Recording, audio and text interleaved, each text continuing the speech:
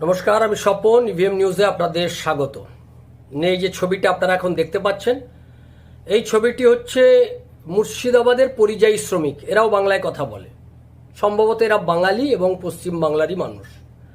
কিন্তু এদেরকে বেধড়ক পিটিয়েছে কোথায়? কোনো বিজেপি শাসিত রাজ্য না, এদেরকে বেধড়ক মার মেরেছে তামিলনাড়ুতে। ইন্ডি গঠবন্ধনের যেখানে সরকার চলছে, সেইখানে ডিএমকে সরকার চলছে, যেখানে সেখানে বেধড়ক পিটিয়ে তাদের ওই রাজ্য ছাড়া করে দিয়েছে। বলেছে এগুলো সব রোহিঙ্গা, আমাদের এখানে এসে গোলমাল পাকাচ্ছে, এদেরকে এখান থেকে তাড়া করো। পশ্চিমবাংলা থেকে যেগুলো এসছে সব কটা ফেক রোহিঙ্গা।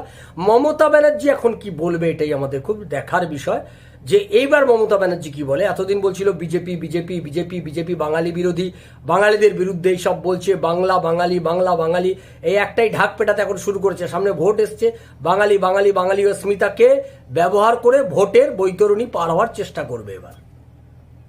এবারে কি বলবে? ডিএমকে শাসিত রাজ্য তামিলনাড়ুতে বেদরম উত্তম মধ্যম দিয়ে এই মুর্শিদাবাদের পরিযায়ী শ্রমিকদেরকে পাঠিয়ে দিয়েছে। বলেছে যাও ওই পশ্চিমবাংলায় যাও, ওইটাই তোমাদের রোহিঙ্গা স্থান। এখন তো পশ্চিমবঙ্গ না, এটা রোহিঙ্গা বঙ্গ। এই রোহিঙ্গা বঙ্গে তোমরা চলে যাও, রোহিঙ্গা বঙ্গে গিয়ে থাকো, ওটাই তোমাদের জন্য ঠিক জায়গা। এই রাজ্যে এসে এখানে এসে গোলমাল পাকিও না, এখানে বসে কোনো একটা ষড়যন্ত্র করবে, এখানে বসে তোমাদেরকে ব্যবহার করে জঙ্গি কার্যকলাপ হবে। আমাদের রাজ্যের যে উন্নতি, সেই উন্নতি সমস্ত থমকে যাবে, তোমরাই হচ্ছে এর জন্য দায়ী।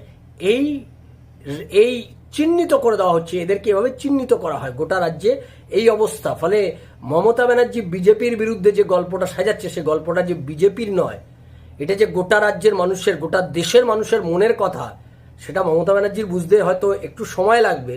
যখন বুঝবে ততক্ষণে তার গদি টলমল হবে এবং 2026-এ গদিচ্যুত হবে।